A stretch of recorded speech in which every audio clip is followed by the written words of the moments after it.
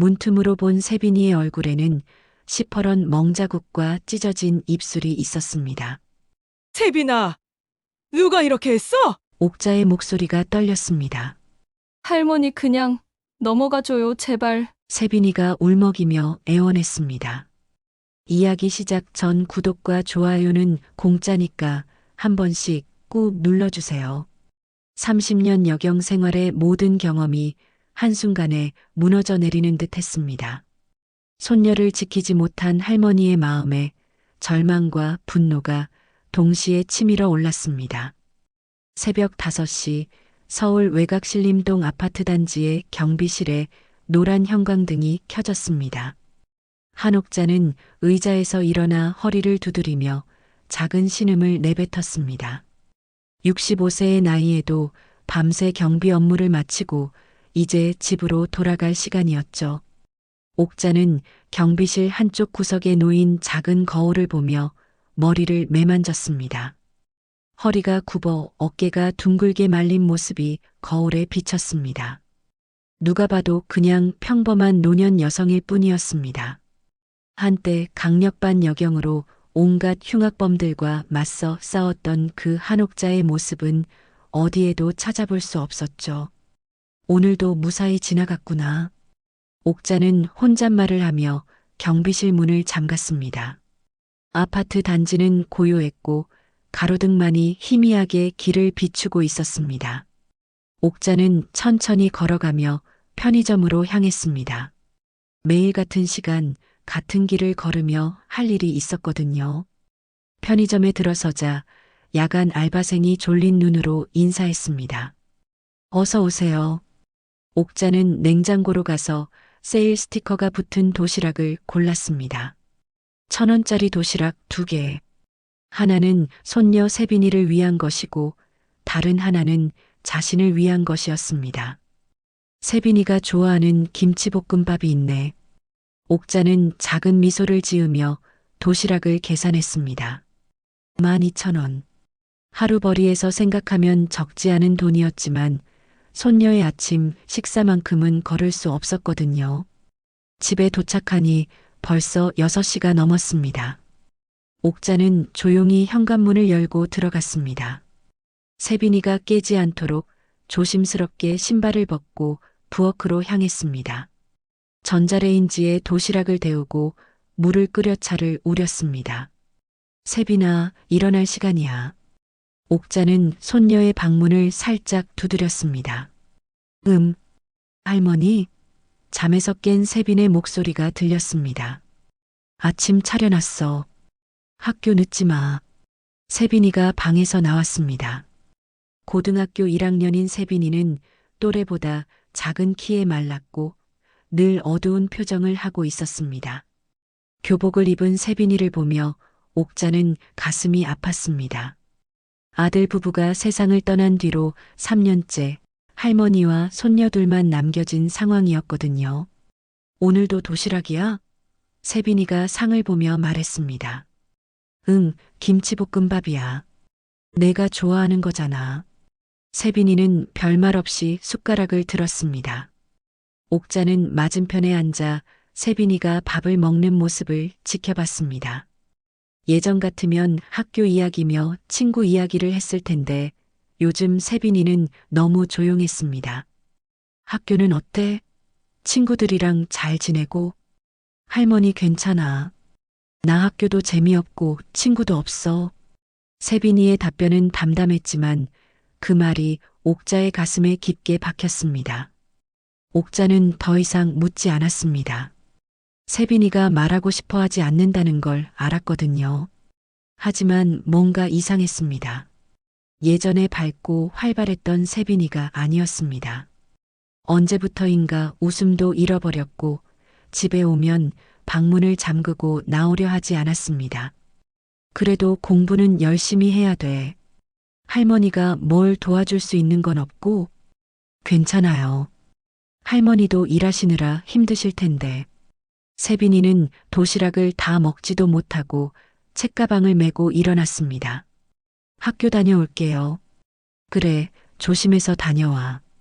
옥자는 세빈이가 나간 뒤에도 한참을 그 자리에 앉아 있었습니다. 뭔가 잘못되고 있다는 느낌이 들었지만 정확히 뭔지는 알 수 없었습니다. 손녀가 혼자 끙끙 앓고 있는 건 아닐까? 그런 생각이 들면서도 어떻게 해야 할지 몰랐습니다. 옥자는 일어나서 설거지를 하며 생각에 잠겼습니다. 예전 같으면 이런 상황에서 뭔가 단서를 찾아냈을 텐데 30년간 여경으로 일하면서 단련된 직감이 있었는데 지금은 그저 걱정만 하는 평범한 할머니일 뿐이었습니다. 하지만 옥자는 알고 있었습니다. 세빈이에게 뭔가 일이 생겼다는 것을, 그리고 그 일이 간단하지 않다는 것도. 그날 밤 옥자는 평소보다 일찍 경비 업무를 마치고 집으로 돌아왔습니다. 밤 11시 아파트 복도는 고요했고 대부분의 집에서는 불이 꺼져 있었습니다. 옥자는 현관문을 열며 세빈아, 할머니 왔어 라고 말했지만 대답이 없었습니다. 거실은 어둠에 잠겨 있었고 세빈이 방에서만 희미한 불빛이 새어나오고 있었습니다. 옥자는 부엌에서 물을 한 잔 마시고 세빈이 방으로 향했습니다. 평소 같으면 할머니가 들어오면 방문을 열고 나와서 할머니 오셨어요 라고 인사했을 텐데 오늘은 조용했습니다. 세빈아? 옥자는 방문을 살짝 두드렸습니다. 할머니야. 네. 할머니. 세빈이의 목소리가 들렸지만 평소와 달랐습니다. 뭔가 떨리는 것 같았고 힘이 없었습니다. 문 좀 열어볼까? 할머니가 들어가도 될까? 아니요, 괜찮아요. 저 지금 숙제하고 있어요. 옥자는 문고리를 잡고 살짝 눌러봤지만 문이 잠겨 있었습니다. 세빈이가 방문을 잠그는 일은 거의 없었는데 이상했습니다. 하지만 아이도 프라이버시가 있는 법이니까 하며 돌아서려는 순간 문틈 사이로 뭔가 이상한 모습이 보였습니다. 옥자는 몸을 숙이고 문틈을 자세히 들여다봤습니다. 세빈이가 책상 앞에 앉아 있는 모습이 희미하게 보였는데 뭔가 이상했습니다. 얼굴 옆면이 부어 있는 것 같았고 입 주변에 뭔가 어두운 자국이 있었습니다. 세빈아, 할머니가 들어가도 될까? 뭔가 이상한 것 같은데. 아니에요. 정말 괜찮아요. 할머니 피곤하시죠? 빨리 주무세요. 하지만 옥자의 오랜 경험이 경고음을 울리고 있었습니다. 30년간 여경으로 일하면서 수많은 폭력 사건을 다뤘던 옥자는 뭔가 잘못되었다는 것을 직감했습니다. 세빈이의 목소리에서 두려움이 느껴졌고 문틈으로 본 모습도 심상치 않았습니다. 세빈아, 할머니가 정말 걱정된다. 문 좀 열어줄래? 할머니, 정말 괜찮아요. 그냥 놔두세요. 옥자는 한참을 문 앞에 서 있었습니다. 억지로 들어갈 수도 없었고 세빈이가 원하지 않는데 강요할 수도 없었습니다. 하지만 뭔가 심각한 일이 일어났다는 확신이 들었습니다. 다음 날 아침 옥자는 평소보다 일찍 일어나서 세빈이를 기다렸습니다. 세빈이가 방에서 나오는 순간 옥자는 숨을 멈췄습니다. 세빈이의 왼쪽 눈 밑에 시퍼런 멍자국이 있었고 입술 한쪽이 찢어져서 딱지가 앉아 있었습니다. 세빈아, 옥자는 급히 세빈이에게 다가갔습니다. 이게 뭐야? 누가 이렇게 했어? 세빈이는 고개를 떨구고 머리카락으로 얼굴을 가리려 했습니다. 할머니, 아무것도 아니에요. 아무것도 아니긴 뭐가 아무것도 아니야. 이게 어떻게 된 거야? 누가 때린 거야? 옥자는 세빈이의 얼굴을 조심스럽게 들어 올렸습니다. 가까이서 보니 더 심각했습니다. 눈 밑 멍자국은 최소 이틀은 된 것 같았고 입술의 상처도 깊어 보였습니다. 오른쪽 볼에도 희미한 손자국이 남아 있었습니다. 할머니, 그냥 넘어가줘요. 제발. 세빈이의 목소리에서 절망이 느껴졌습니다. 옥자는 가슴이 무너지는 것을 느꼈습니다. 손녀가 이렇게 당하고 있는데도 말하지 못하고 혼자 끙끙 앓고 있었던 것입니다. 학교에서 그런 거야? 누가 이렇게 했어? 할머니, 정말 괜찮아요. 저 그냥 학교 가야 해요. 세빈이는 급히 가방을 메고 현관으로 향했습니다. 옥자는 뒤따라가며 말했습니다. 학교 안 가도 돼. 할머니가 뭔가 해결해 줄게. 아니에요. 더 이상 건드리지 마세요. 제발. 세빈이는 거의 울먹이며 집을 나갔습니다. 옥자는 현관문 앞에 서서 한참을 멍하니 있었습니다. 세빈이가 이렇게 절망적인 목소리로 말하는 걸 처음 들어봤습니다. 옥자는 거실 소파에 앉아 깊은 생각에 잠겼습니다. 30년간 여경으로 일하면서 이런 상황을 수없이 봤습니다. 학교 폭력, 집단 괴롭힘, 그리고 그것을 숨기려는 피해자들. 세빈이의 반응도 전형적이었습니다. 더 큰 보복이 두려워서 말하지 못하는 것.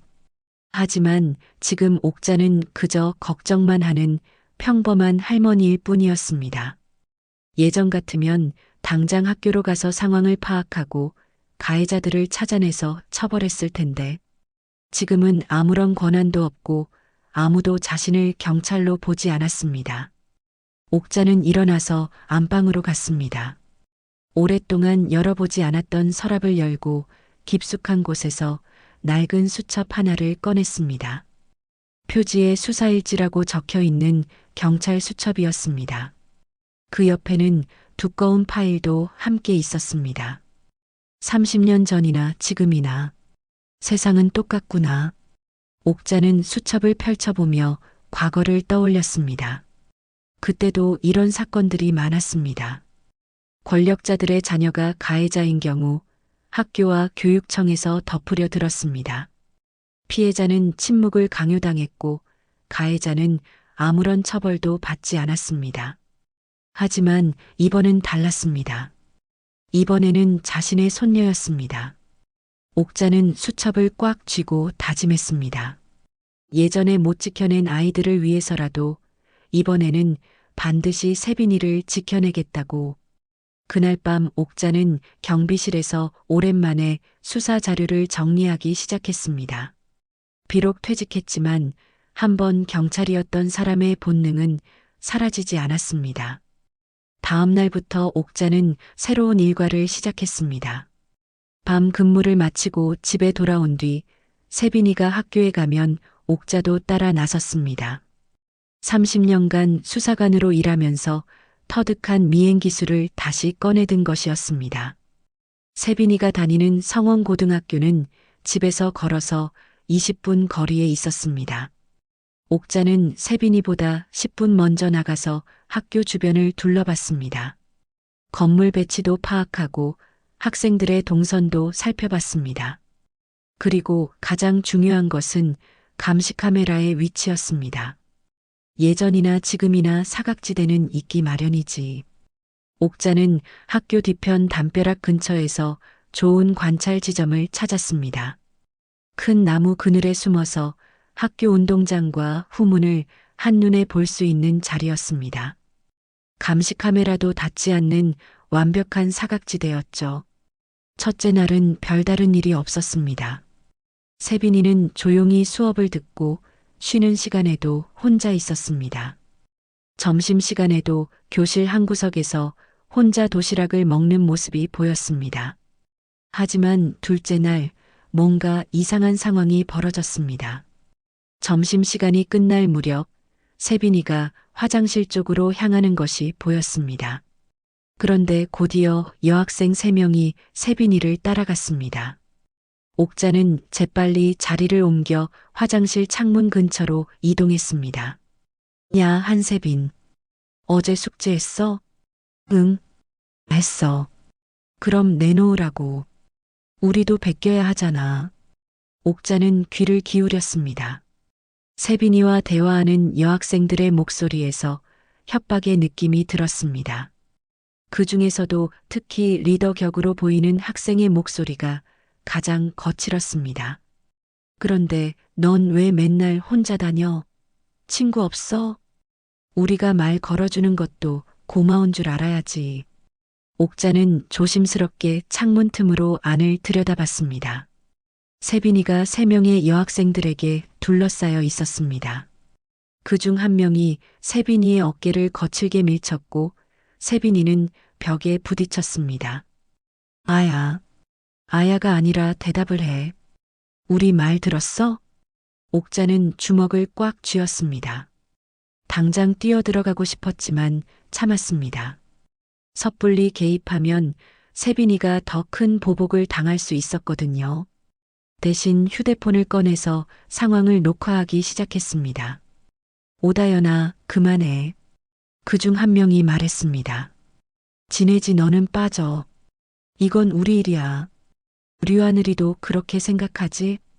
3명의 이름을 확인했습니다. 오다연, 진혜지, 류하늘.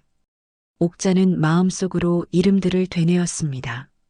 오다연이 주동자인 것 같았고 진혜지는 약간 주저하는 모습이었습니다. 류하늘은 별말이 없었지만 방관하고 있었습니다. 한세빈, 내일부터는 용돈도 좀 준비해와. 우리가 뭔가 사 먹고 싶을 때 있잖아. 돈은 없어. 없긴 뭐가 없어. 할머니한테 받으면 되잖아. 옥자는 화가 치밀어 올랐습니다. 저 아이들이 세빈이한테서 돈까지 뜯어내려 하고 있었던 것입니다. 하지만 더 충격적인 것은 다음 장면이었습니다. 오다연이 갑자기 세빈이의 머리채를 잡고 화장실 거울 쪽으로 끌고 갔습니다. 거울 좀 봐. 내가 얼마나 한심한지. 아파. 아픈 게 어디야? 이것도 아프다고 하면 어떻게 해? 오다연이 세빈이의 팔을 비틀었습니다. 세빈이가 작은 비명을 질렀고 옥자는 더 이상 참을 수 없었습니다. 하지만 그때 수업종이 울렸고 아이들이 화장실에서 나가기 시작했습니다. 내일 잊지 마. 용돈 준비해와. 오다연이 마지막으로 세빈이를 쳐다보며 말했습니다. 세빈이는 거울 앞에서 한참을 서 있다가 천천히 교실로 돌아갔습니다. 옥자는 그 자리에서 한참을 움직이지 못했습니다. 손녀가 저렇게 당하고 있었는데 자신은 몰랐던 것입니다. 아니, 알면서도 제대로 대처하지 못했던 것입니다.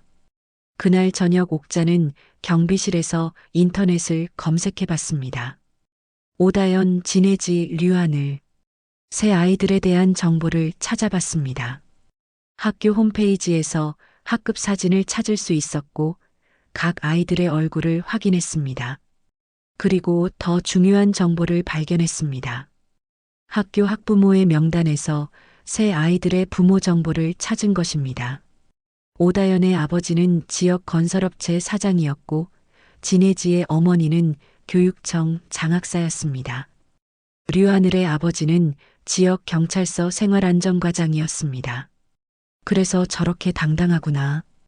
옥자는 과거를 떠올렸습니다. 30년 전에도 이런 사건들이 많았습니다. 권력자 자녀들이 가해자가 되면 사건이 묻히기 일쑤였습니다. 학교에서도 경찰서에서도 제대로 처리되지 않았습니다. 하지만 옥자에게는 과거의 경험이 있었습니다. 그리고 아직도 연락할 수 있는 사람이 한 명 있었습니다. 과거 같은 팀에서 일했던 최영석 경감. 지금은 퇴직해서 사설 탐정 일을 한다고 들었습니다. 옥자는 오래된 수첩을 뒤져서 최영석의 연락처를 찾았습니다. 30년 전 번호였지만 혹시나 하는 마음으로 전화를 걸어봤습니다. 여보세요? 형석아, 나 한옥자야. 옥자? 한옥자? 와, 진짜 오랜만이다. 어떻게 지냈어? 잘 지냈어. 그런데 부탁이 하나 있는데. 옥자는 상황을 설명했습니다. 손녀의 학교 폭력 문제, 그리고 가해자들의 배경까지. 최영석은 조용히 들었습니다. 그럼 우리가 다시 한번 해보자. 예전처럼. 정말? 물론이지. 옥자, 넌 예전에도 정의로운 사람이었어. 지금도 마찬가지고. 내가 도와줄게. 옥자는 가슴이 벅차올랐습니다. 혼자서는 할 수 없는 일이었지만 최영석과 함께라면 가능할 것 같았습니다. 비록 공식적인 권한은 없지만 30년간 쌓인 경험과 네트워크가 있었습니다. 내일 만나자. 제대로 계획을 세워보자. 고마워, 형서가. 옥자는 전화를 끊고 밤하늘을 올려다봤습니다. 오랜만에 희망이 보였습니다. 세빈이를 지켜낼 수 있을 것 같았습니다. 다음 날 오후 옥자는 최영석과 동네 커피숍에서 만났습니다.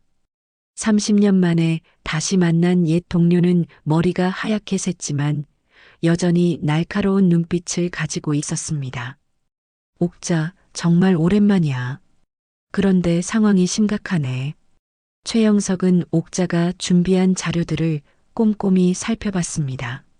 세빈이가 당한 폭력의 증거 사진들, 가해, 학생들의 신상 정보, 그리고 학교 주변 감시 카메라 위치까지 옥자의 30년 수사 경험이 고스란히 드러나는 치밀한 자료였습니다. 오다연, 진혜지, 류하늘. 이 아이들 부모가 문제네. 맞아. 건설업체 사장, 교육청, 장학사, 경찰서 과장. 어디 하나 만만한 게 없어. 최영석은 고개를 끄덕였습니다. 이런 경우 보통 어떻게 되는지 알지? 학교에서 조용히 처리하려고 하고 피해자는 전학가라고 압박받고 그래서 내 도움이 필요한 거야. 혼자서는 한계가 있어. 최영석은 잠시 생각에 잠겼습니다. 좋아, 도와줄게. 그런데 이거 제대로 하려면 시간이 좀 걸릴 거야. 그리고 위험할 수도 있고. 위험하다는 게 뭔 말이야? 옥자, 우리가 상대하는 사람들이 누군지 생각해봐. 돈도 있고 권력도 있어. 만약에 우리가 제대로 건드리면 가만히 있지 않을 거야. 하지만 옥자는 이미 마음을 정했습니다. 형서가 30년 전에도 이런 사건 많았잖아. 그때 우리가 포기했던 사건들 기억나? 최영석의 표정이 어두워졌습니다. 기억하지? 그때 강간 사건. 맞아. 가해자 아버지가 시의원이었던 그 사건. 결국 피해자가 자살했잖아. 둘은 잠시 무거운 침묵에 잠겼습니다. 30년 전 그들이 담당했던 사건 중에는 권력에 의해 묻혀버린 것들이 많았습니다. 그때는 어쩔 수 없었다고 자위했지만 지금 생각해보니 후회가 컸습니다. 이번엔 달라. 내 손녀야. 그리고 이번엔 우리가 경찰이 아니라서 오히려 자유로워. 최영석은 옥자의 의지를 확인하고 고개를 끄덕였습니다. 알겠어. 그럼 일단 학교부터 파보자. 담임교사가 어떤 반응을 보이는지. 그날 저녁 옥자는 세빈이의 담임교사에게 전화를 걸었습니다. 김선영 교사는 처음에는 정중하게 응답했지만 학교 폭력 이야기가 나오자 태도가 달라졌습니다. 어머니, 그런 일이 있었다면 제가 모를 리가 없죠. 세빈이가 좀 예민한 편이라서. 예민하다고요? 얼굴에 멍이 들어서 집에 왔는데요. 아, 그건 세빈이가 계단에서 넘어져서 그런 거라고 했는데요. 직접 확인해 봤거든요.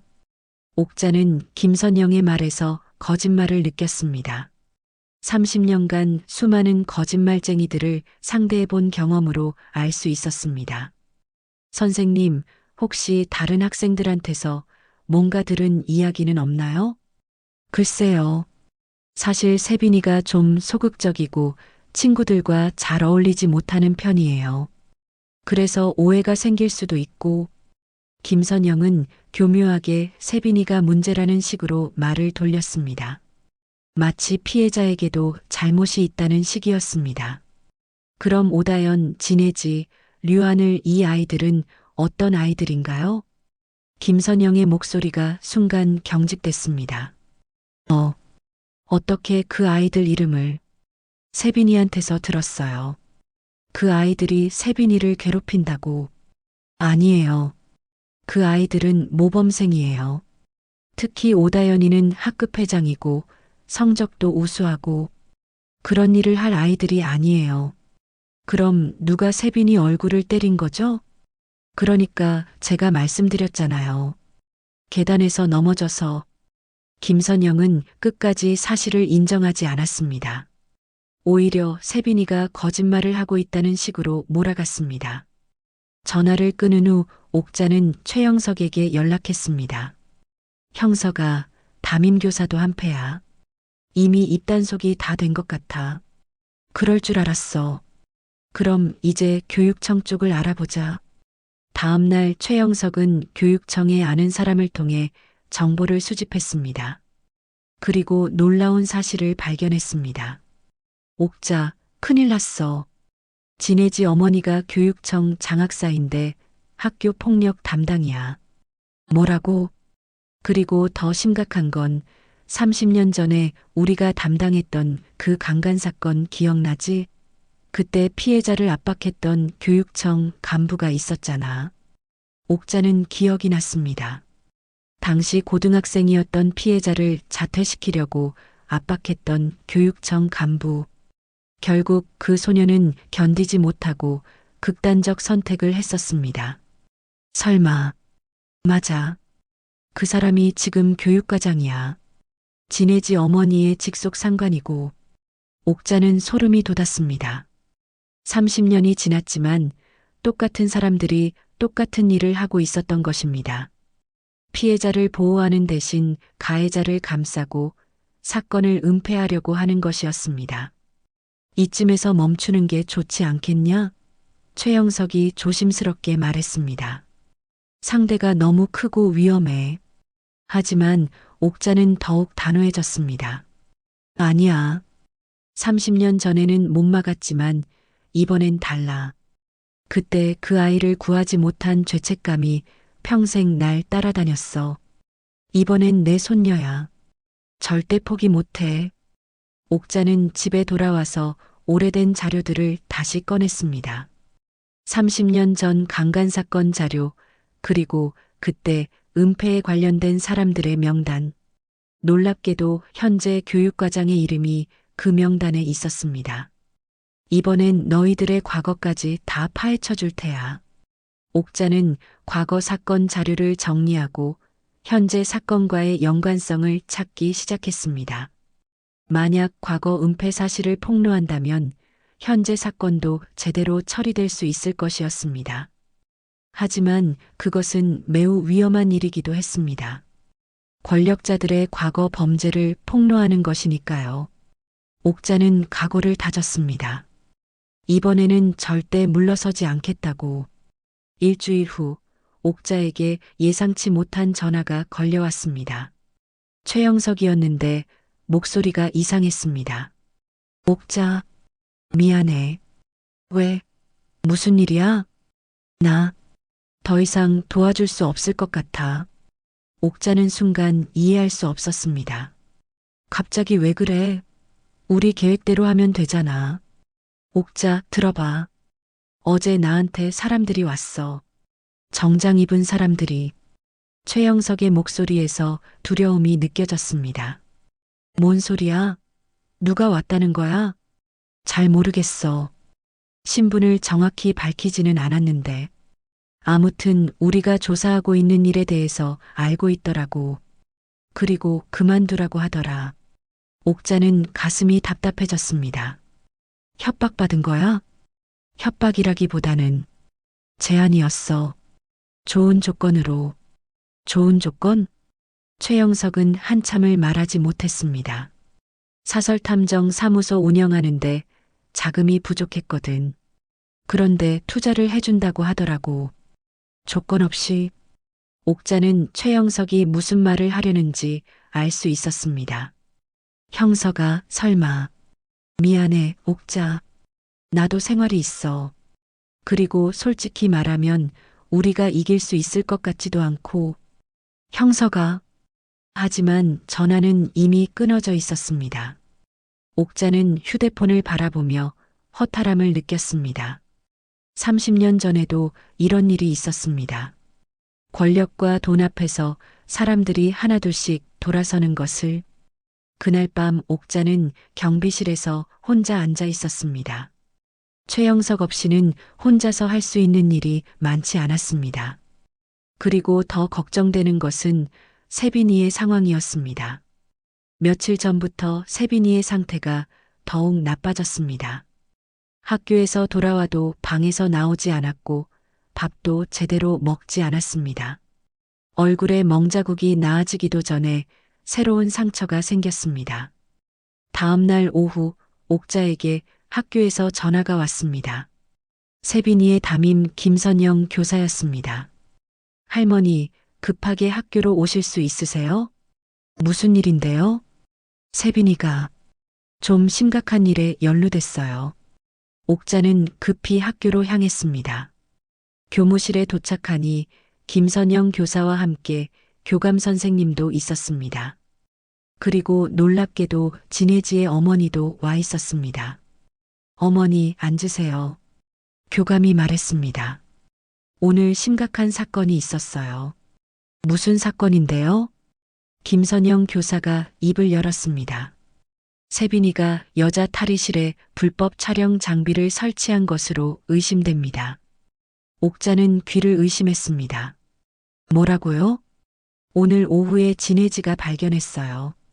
탈의실 구석에 작은 카메라가 숨겨져 있었는데 세빈이 사물함 근처에서 발견된 거예요. 진혜지의 어머니가 끼어들었습니다. 정말 충격적이에요. 요즘 아이들이 이런 일까지. 옥자는 화가 치밀어 올랐습니다. 그게 말이 되나요? 세빈이가 그런 짓을 할 아이가 아닌데요. 하지만 증거가 있어요. 교감이 작은 카메라를 꺼내 보였습니다. 이것이 세빈이 가방에서 나온 거예요. 그건 누군가가 억지로 넣은 거 아닌가요? 어머니, 지금 상황이 심각해요. 이런 일은 경찰 신고 사안이에요. 진혜지 어머니가 냉정하게 말했습니다. 김선영 교사가 말을 이었습니다. 다행히 아직 경찰에 신고하지는 않았어요. 하지만 세빈이가 자퇴하는 것이 좋을 것 같아요. 자퇴요? 이런 일이 알려지면 세빈이한테도 좋지 않잖아요. 조용히 전학 가는 게 나을 것 같은데요. 옥자는 이 모든 상황이 조작된 것임을 직감했습니다. 세빈이를 가해자로 만들어서 입을 막으려는 것이었습니다. 30년 전에도 비슷한 수법을 봤습니다. 세빈이는 어디 있어요? 상담실에 있어요. 충격을 받은 것 같아서 옥자는 급히 상담실로 향했습니다. 세빈이는 의자에 앉아 고개를 떨구고 있었습니다. 얼굴이 창백했고 눈이 빨갛게 부어 있었습니다. 세빈아, 할머니, 저 정말 안 했어요. 정말로. 세빈이는 울먹이며 말했습니다. 오늘 체육 시간 끝나고 탈의실에 갔는데 갑자기 오다연이가 소리를 지르면서 카메라가 있다고 하더라고요. 그러더니 제 가방을 뒤져서 또 다른 카메라를 꺼냈어요. 누군가가 내 가방에 넣은 거구나. 네. 저는 정말 모르는 일이에요. 그런데 아무도 믿어주지 않아요. 옥자는 세빈이를 끌어안았습니다. 아이가 너무 많이 상처받았다는 것을 느꼈습니다. 그리고 이제는 단순한 폭력을 넘어서 누명까지 씌우려 하고 있었습니다. 세빈아, 할머니가 반드시 해결해 줄게. 걱정하지 마. 하지만 세빈이는 고개를 저었습니다. 할머니, 이제 그만해요. 저 그냥 전학 갈래요. 더 이상 버틸 수 없어요. 옥자는 가슴이 찢어지는 것 같았습니다. 손녀가 포기하고 있었습니다. 그리고 자신도 어떻게 해야 할지 막막했습니다. 집으로 돌아가는 길에 옥자는 현실의 벽을 느꼈습니다. 최영석도 떠났고 학교도 저기였고 심지어 세빈이까지 포기하려 하고 있었습니다. 30년 전과 똑같은 상황이 반복되고 있었습니다. 그날 밤 옥자는 경비실에서 쓰러졌습니다. 스트레스와 피로가 누적된 결과였습니다. 다행히 순찰 중이던 다른 경비원이 발견해서 병원으로 옮겨졌습니다. 병원 침대에 누워있던 옥자는 천장을 바라보며 생각했습니다. 왜 이리도 세상은 똑같을까? 정의가 돈 앞에 무너지는 건 예전이나 지금이나. 옥자는 눈물을 흘렸습니다.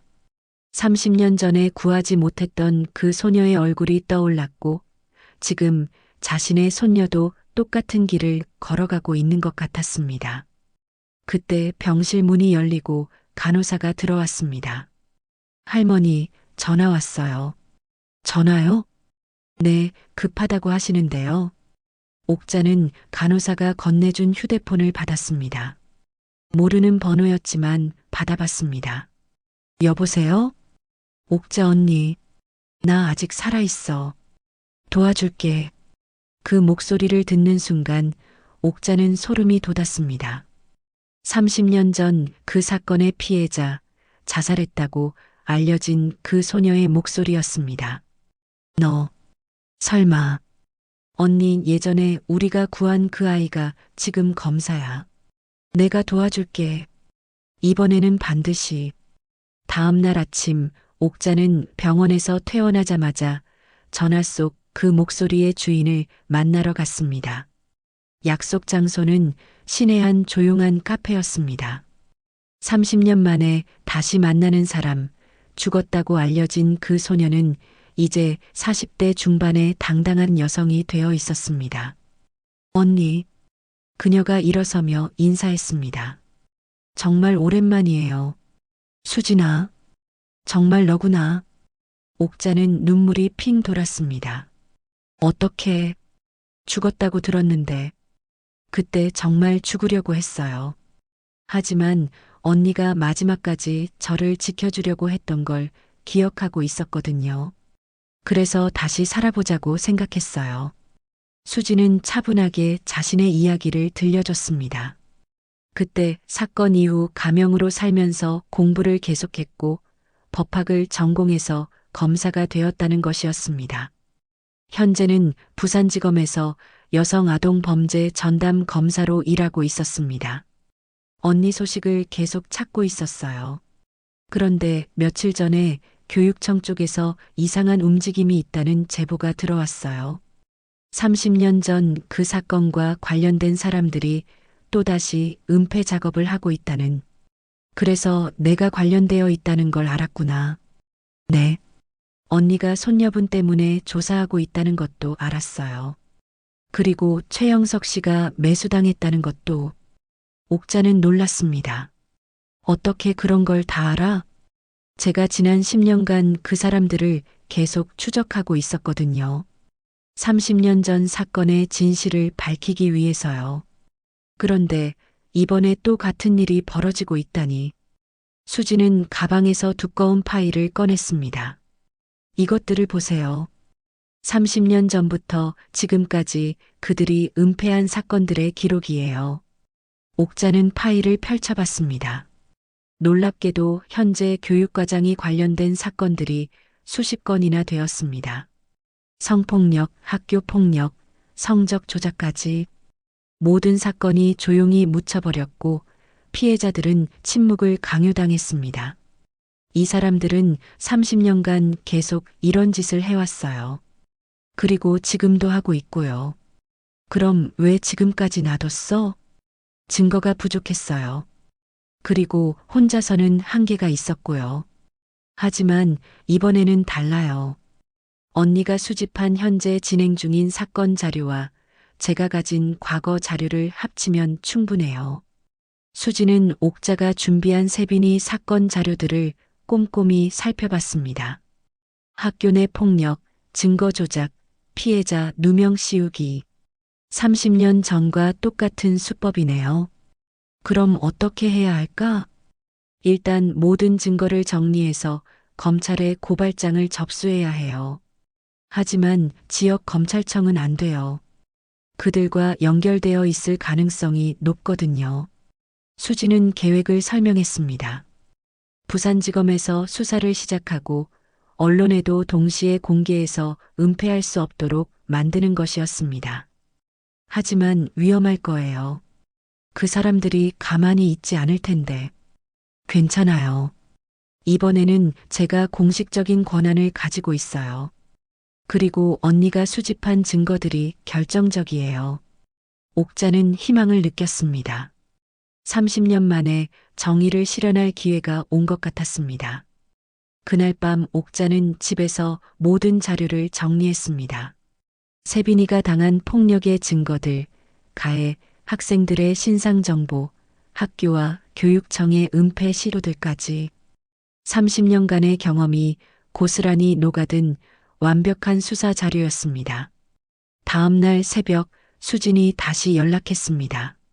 언니, 큰일 났어요. 세빈이 사건에 새로운 전개가 있었어요. 무슨 일이야? 어젯밤에 누군가가 학교 감시 카메라 시스템을 해킹해서 모든 영상을 유출시켰어요.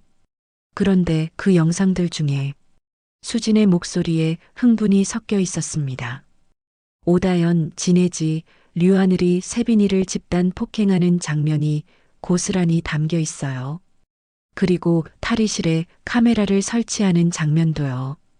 정말?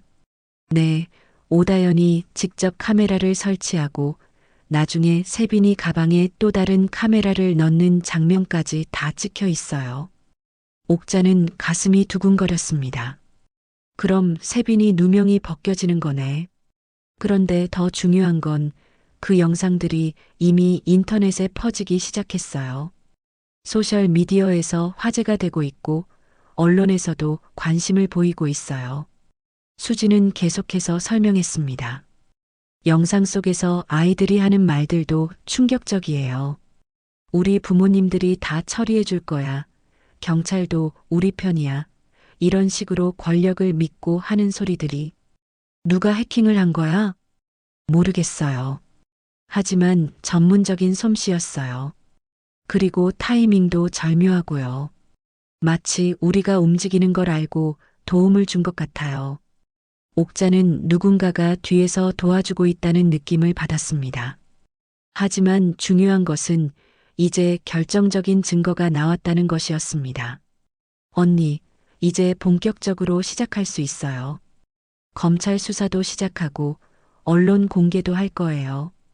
그날 오후 수지는 부산지검에서 공식적으로 사건을 접수했습니다. 학교 폭력, 증거 조작, 공무원 직권 남용, 아동학대 방조 등 여러 혐의로 수사가 시작되었습니다. 동시에 주요 언론사들에도 자료가 제공되었습니다. 30년간 지속된 교육계 부패와 현재 진행형 사건이 연결되어 있다는 내용이었습니다. 저녁 뉴스에서 이 사건이 보도되기 시작했습니다. 권력형 학교 폭력 은폐 의혹, 30년간 지속된 교육계 부패 고리 같은 제목들이 화면에 떠올랐습니다. 옥자는 뉴스를 보며 감회가 새로웠습니다. 30년 전에는 이런 일이 불가능했습니다. 하지만 지금은 달랐습니다. 인터넷과 소셜 미디어의 힘으로 진실이 빠르게 퍼져나가고 있었습니다. 세빈이도 뉴스를 보고 놀랐습니다. 할머니, 이게 다 할머니가 하신 일이에요? 세빈아, 할머니가 약속했잖아. 반드시 해결해 주겠다고. 세빈이는 처음으로 웃음을 보였습니다. 할머니, 고마워요. 하지만 옥자는 알고 있었습니다. 진짜 싸움은 이제부터 시작이라는 것을, 권력자들이 가만히 있지 않을 것이라는 것을. 일주일 후 부산지검에서 전격적인 소환이 시작되었습니다. 오다연, 진혜지, 류하늘의 부모들이 차례로 검찰청에 출석했고 교육청 관계자들과 학교 교장, 담임교사까지 수사선상에 올랐습니다. 사건이 본격적으로 공개되자 언론의 관심이 폭발했습니다. 30년간 지속된 권력형 범죄와 현재 진행 중인 학교 폭력 은폐가 연결되어 있다는 사실이 연일 보도되었습니다. 부산지검 권력형 학교폭력 은폐 사건 전격 수사. 30년 전 성폭력 사건부터 현재까지 교육계 부패의 민낯, 감춰진 진실을 폭로한 퇴직 여경의 용기. 기자들은 앞다투어 이 사건을 파헤치기 시작했습니다. 특히 30년 전 사건의 진실이 밝혀지면서 당시 은폐에 관련된 인물들의 현재 모습이 조명받았습니다. 그날 오후 부산지검 앞에는 수많은 기자들이 몰려들었습니다. 가에 학생들의 부모가 소환되는 날이었기 때문입니다. 첫 번째로 나타난 사람은 오다연의 아버지였습니다. 건설업체 사장인 그는 기자들의 질문에 아무런 할 말이 없다며 서둘러 검찰청 안으로 들어갔습니다. 두 번째는 진혜지의 어머니였습니다. 교육청 장학사인 그녀는 기자들이 몰려들자 얼굴을 가리고 뛰어갔습니다. 장학사님, 사건 은폐에 대해 어떻게 생각하십니까? 교육청에 조직적 은폐가 있었나요? 기자들의 질문이 쏟아졌지만 대답하지 않았습니다. 마지막으로 류하늘의 아버지가 나타났습니다. 지역 경찰서 생활안전과장인 그는 의외로 당당한 모습이었습니다. 제 딸은 결백합니다. 이 모든 것은 조작된 것입니다. 하지만 기자들은 놓아주지 않았습니다. 과장님, 30년 전 사건 은폐에도 관련되어 있다는 의혹이 있는데요. 경찰 권력을 남용했다는 지적에 대해서는 어떻게 생각하십니까? 그런 일은 없었습니다. 모든 것은 법적 절차에 따라 처리되었습니다. 그때 한 기자가 날카로운 질문을 던졌습니다. 그럼 왜 피해자 가족이 이런 극단적인 방법을 선택했다고 생각하십니까?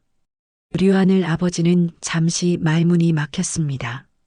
그리고는 더 이상 답변할 수 없습니다. 라며 검찰청 안으로 사라졌습니다. 한편 같은 시간 성원고등학교에서도 큰 변화가 일어나고 있었습니다. 학교 폭력 은폐에 관련된 교장과 담임교사가 직위해제되었고 교육청에서 특별조사단이 파견되었습니다. 학생들 사이에서도 변화의 바람이 불었습니다. 그동안 오다연, 진혜지, 류하늘의 횡포에 시달렸던 다른 학생들이 용기를 내어 증언하기 시작한 것입니다. 저도 그 아이들한테 괴롭힘을 당했어요. 돈을 빼앗긴 적도 있고 심부름을 강요당한 적도 있어요. 선생님들도 다 알고 있었는데 못 본 척했어요. 증언은 눈덩이처럼 불어났습니다. 세빈이만이 아니라 수십 명의 학생들이 피해를 당했다는 사실이 밝혀졌습니다. 그날 저녁 주요 뉴스 프로그램에서 이 사건을 집중 보도했습니다. 앵커는 엄숙한 표정으로 말했습니다. 오늘 부산지검은 권력형 학교폭력 은폐 사건과 관련해 교육청 간부와 학교 관계자 그리고 가해 학생 부모들을 연이어 소환 조사했습니다. 화면에는 검찰청 앞의 모습과 함께 각종 증거 자료들이 나왔습니다. 학교 감시 카메라에 찍힌 폭력 장면, 카메라 조작 장면 등이 모자이크 처리되어 방송되었습니다. 특히 30년 전 성폭력 사건 은폐에 관련된 인물들이 현재까지 교육계 요직에 있으면서 비슷한 은폐 작업을 반복해왔다는 의혹이 제기되고 있습니다. 그때 기자가 중요한 질문을 던졌습니다. 검찰 관계자 여러분께 묻겠습니다. 이번 사건의 수사 협조자는 누구입니까? 피해자 가족입니까? 이 모든 증거를 모은 분은 누구인지요? 잠시 정적이 흘렀습니다. 그리고 수진 검사가 마이크 앞에 섰습니다. 이번 사건의 핵심 제보자이자 수사 협조자를 소개하겠습니다. 카메라가 검찰청 입구를 비췄습니다. 그리고 그곳에서 한 사람이 천천히 걸어 나왔습니다. 옥자였습니다. 하지만 평소의 모습과는 달랐습니다. 경비복 위에 정갈한 여경, 정복 상의를 걸치고 있었습니다. 30년 전 그 당당했던 여경의 모습이 되살아난 것 같았습니다. 기자들이 웅성거렸습니다. 저분이 누구신가요? 경찰관이신가요? 옥자는 마이크 앞에 섰습니다. 떨리는 목소리였지만 단호했습니다. 저는 1980년대부터 2000년대까지 강력반에서 근무했던 여경 한옥자입니다. 기자들의 카메라 플래시가 터졌습니다. 옥자는 계속해서 말했습니다. 30년 전 제가 담당했던 성폭력 사건에서 피해자를 제대로 보호하지 못했습니다. 권력과 돈 앞에서 정의가 무너지는 것을 보면서도 막지 못했습니다. 옥자의 목소리에 감정이 실렸습니다.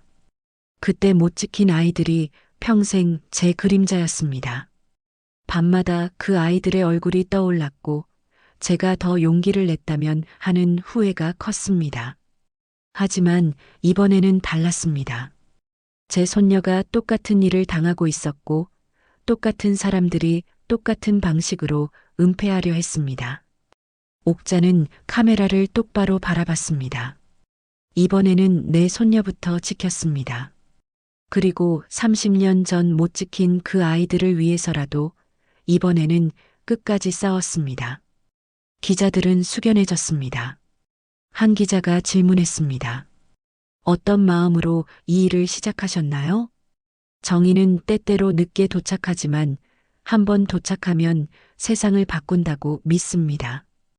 늦었지만 지금이라도 진실이 밝혀져서 다행입니다. 그날 밤 옥자의 인터뷰는 전국에 방송되었습니다. 많은 사람들이 감동했고 소셜미디어에는 응원 메시지가 쏟아졌습니다. 진짜 용기 있는 할머니, 30년을 기다린 정의. 이런 분이 진짜 영웅. 한 달 후 모든 것이 정리되었습니다. 검찰 수사 결과 오다연, 진해지, 류하늘은 집단 폭행과 강요 혐의로 소년부 송치되었고 부모들은 각각 직권남용 장거인멸, 공무원법 위반 등의 혐의로 기소되었습니다. 특히 30년 전 사건 은폐에 관련된 교육과장은 파면되었고 당시 피해자들에 대한 공식 사과와 배상이 이루어졌습니다. 수진 검사의 오랜 노력이 결실을 맺은 순간이었습니다. 성원고등학교에서도 큰 변화가 있었습니다. 새로운 교장이 부임했고 학교 폭력 근절을 위한 특별 프로그램이 시작되었습니다. 그리고 무엇보다 학생들 사이에 변화의 바람이 불었습니다. 옥자는 다시 야간 경비실로 돌아왔습니다. 하지만 예전과는 분위기가 달랐습니다. 아파트 주민들이 옥자를 보는 시선이 완전히 바뀌었기 때문입니다. 경비원 할머니가 그 유명한 한옥자 씨였구나. 와, 정말 대단하시네. 손녀를 위해서 저렇게까지. 우리 아파트에 이런 분이 계셨다니. 주민들은 옥자에게 존경의 시선을 보냈습니다. 아이들도 마찬가지였습니다. 지나가면서 깍듯하게 인사하는 아이들이 많아졌습니다. 할머니, 안녕하세요. 할머니 덕분에 우리 학교가 좋아졌어요. 할머니 정말 멋있어요. 옥자는 이런 반응들이 신기하면서도 뿌듯했습니다. 평생 숨어 지내던 자신이 이렇게 많은 사람들에게 인정받을 줄은 몰랐거든요. 세빈이는 전학을 가지 않기로 했습니다. 새로운 환경에서 다시 시작하기로 한 것입니다. 그리고 놀랍게도 학교 폭력 근절 캠페인의 대표 학생으로 선정되었습니다. 할머니, 저 오늘 정교 학생 앞에서 발표했어요. 어떤 발표? 학교 폭력의 실상과 대처 방법에 대해서요. 제 경험을 바탕으로 했는데 다들 진지하게 들어주더라고요. 세빈이의 얼굴에는 자신감이 넘쳤습니다. 예전에 위축되고 소극적이던 모습은 찾아볼 수 없었습니다.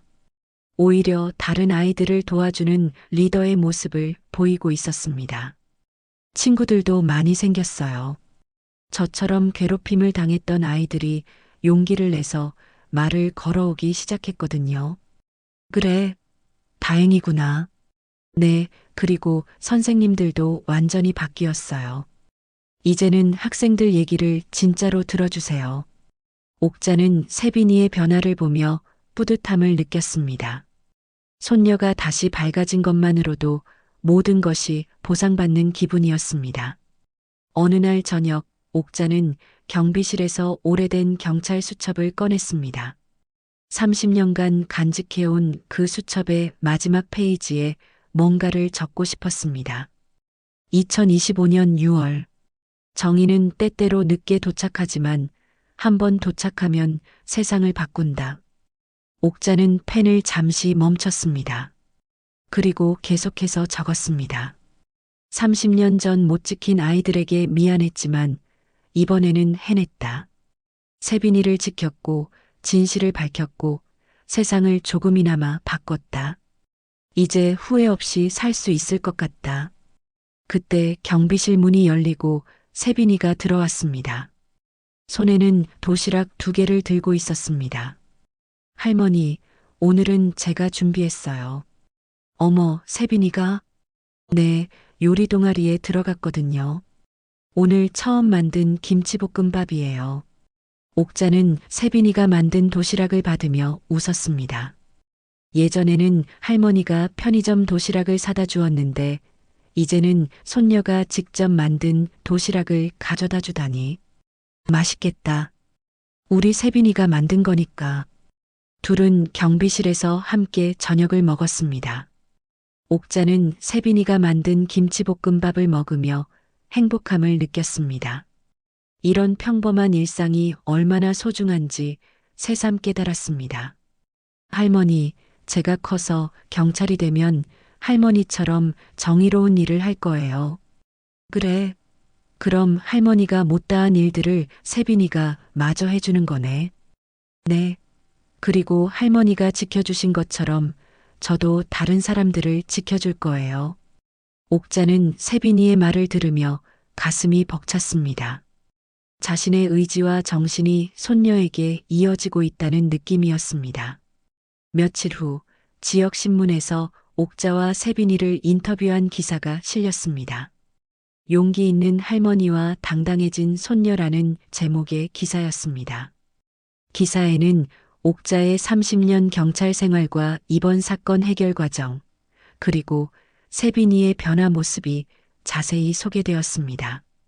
많은 사람들이 이 기사를 보고 감동했고 전국에서 응원 편지들이 날아왔습니다. 할머니 덕분에 용기를 얻었습니다.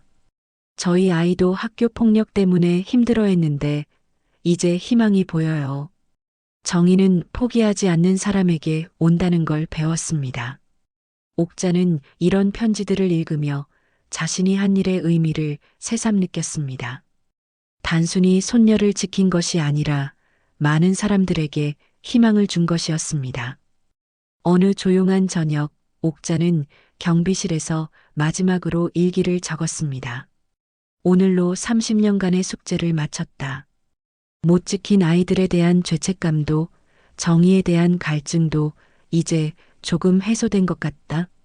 세빈이가 당당하게 자라고 있고 세상도 조금씩 바뀌고 있다. 이제 평범한 할머니로 살아가도 후회가 없을 것 같다. 다음 날 아침, 옥자는 평소처럼 세빈이에게 아침을 준비해 주었습니다. 하지만 이번에는 편의점 도시락이 아니라 직접 만든 계란말이와 김치찌개였습니다. 할머니, 요리 언제 배우셨어요? 어제 인터넷으로 찾아봤어. 이제 시간 여유도 있고 해서. 세빈이는 웃으며 아침을 먹었습니다. 그리고 학교에 가기 전에 할머니에게 꼭 안겼습니다. 할머니 사랑해요. 할머니가 있어서 정말 행복해요. 할머니도 세빈이 때문에 행복해. 세빈이가 학교에 간 후 옥자는 경비실로 향했습니다. 오늘도 평범한 하루가 시작되었습니다. 하지만 이제는 모든 것이 달랐습니다. 과거의 후회 대신 미래의 희망이 있었고 혼자가 아니라 함께 할 사람들이 있었습니다. 정의는 때때로 늦게 도착하지만 한 번 도착하면 세상을 바꾼다는 것을 옥자는 증명했습니다.